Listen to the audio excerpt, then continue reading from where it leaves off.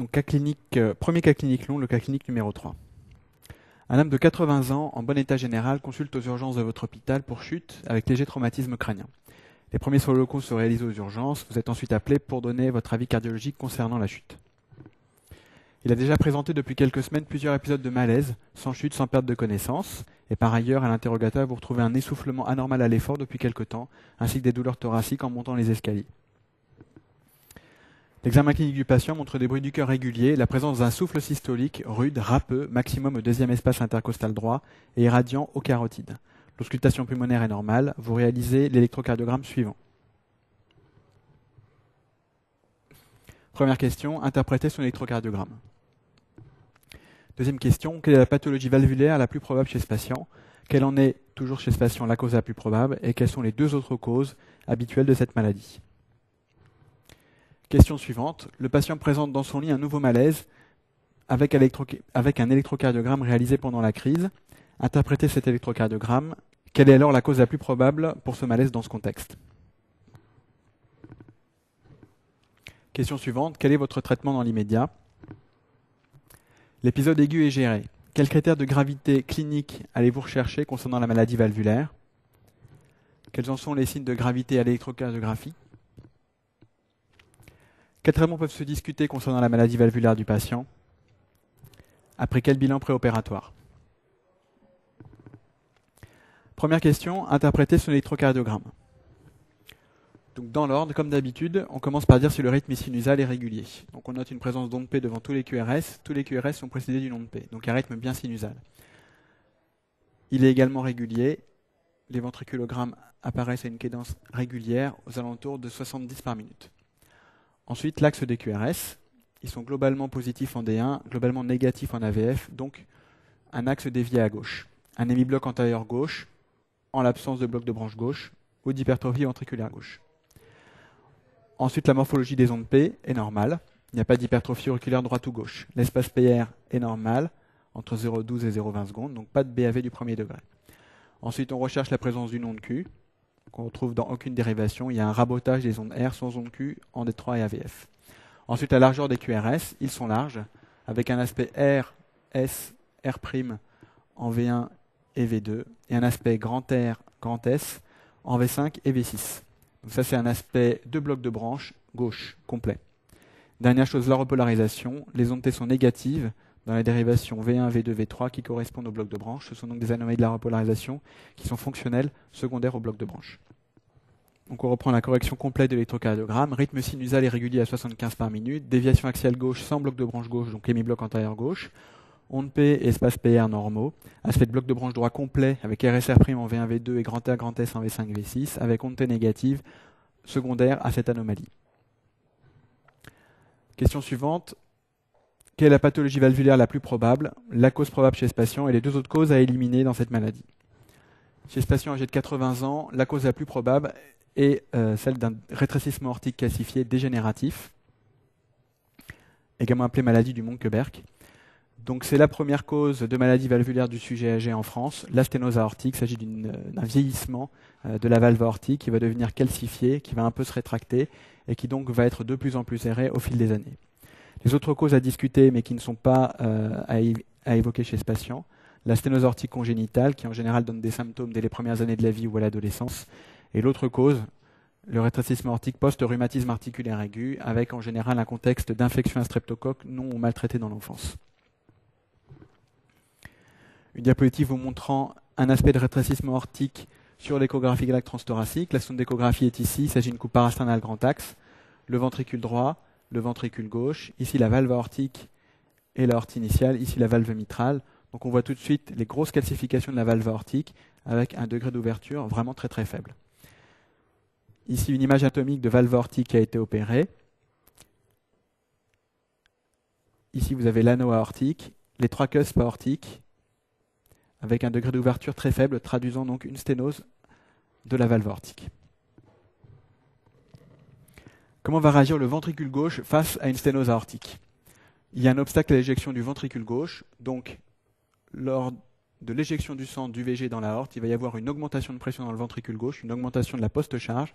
Le ventricule gauche, pour lutter contre l'obstacle systolique, va devoir se muscler et donc s'hypertrophier.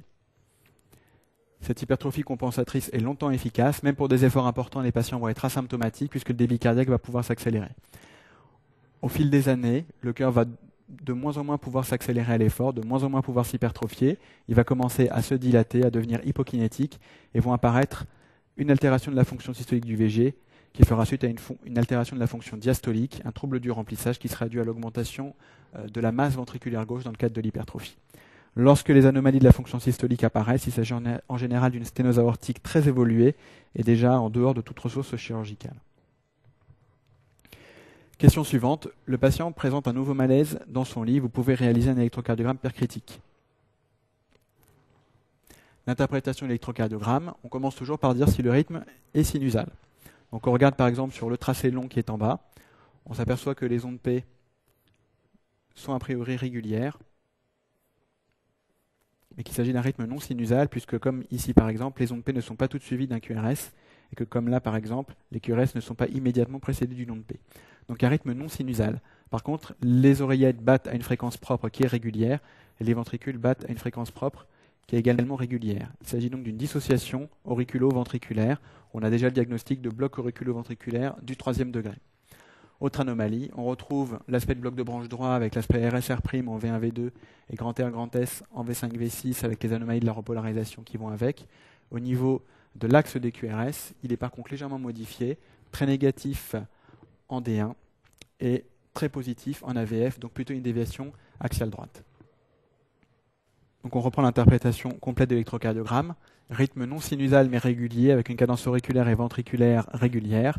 Dissociation auriculo-ventriculaire complète, donc bloc auriculo-ventriculaire complet ou du 3e degré.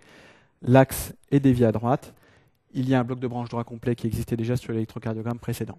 Donc le diagnostic, BAV complet ou BA1V3 syncopal. Les causes possibles de ce BAV chez ce patient. Compte tenu de son âge, il peut être indépendant de la maladie valvulaire aortique et être complètement dégénératif. L'autre cause à évoquer chez un patient atteint de rétrécissement aortique calcifié, serré, dégénératif, maladie de Monckeberg, est les calcifications, la coulée calcaire à partir de la valve aortique sur les tissus de conduction intracardiaque, sur le faisceau de His, qui peut occasionner ce trouble conductif de haut degré. Question suivante, quel est votre traitement concernant le trouble conductif ? Donc il s'agit d'un BAV complet syncopal, il s'agit donc d'une urgence cardiologique. Le patient doit être hospitalisé en soins intensifs de cardiologie. Comme d'habitude chez tous les patients en réanimation, repos strict au lit, mise en place de voies d'abord périphériques et un monitorage de la fréquence cardiaque, de l'électrocardiogramme, de la pression artérielle, de la saturation, de l'état de conscience et de la diurèse. Il faut corriger dans un premier temps tout trouble hydroélectrolytique pouvant occasionner un BAV complet, en particulier une hyperkaliémie, donc il faudra dépister et traiter. Comme dans la torsade de pointe, le sulfate de magnésium peut favoriser l'absence de récidive de troubles de la conduction après correction. Il faut de nouveau accélérer la fréquence cardiaque du patient puisqu'il est en BAV complet mal toléré. Pour ça, on peut utiliser la voie médicamenteuse, toujours l'isoprénaline, l'isuprel, soit à la seringue électrique, soit sur un pochon avec un débit adapté à la fréquence cardiaque que l'on souhaite. Il faut toujours traiter tous les symptômes, à savoir la défaillance hémodynamique par un remplissage, voire un traitement par inotrope, mais il faudra faire très attention à cause du rétrécissement aortique. Et en ce qui concerne la défaillance ventilatoire, l'oxygénothérapie.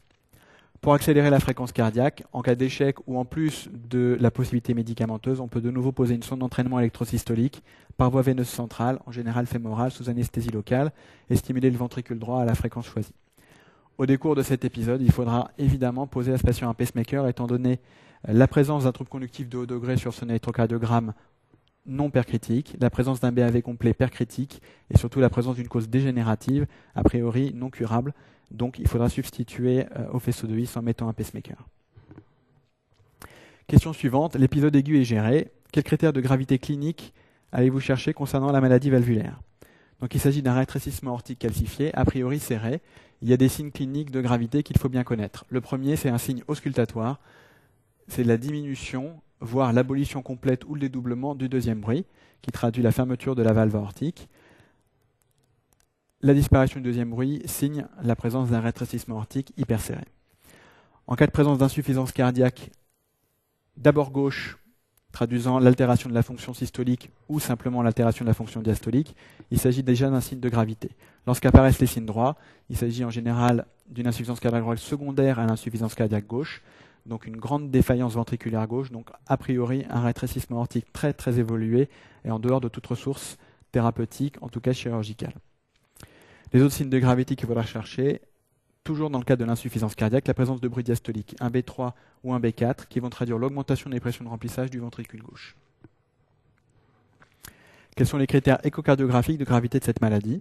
Donc ils sont simples, il y en a 3 à connaître.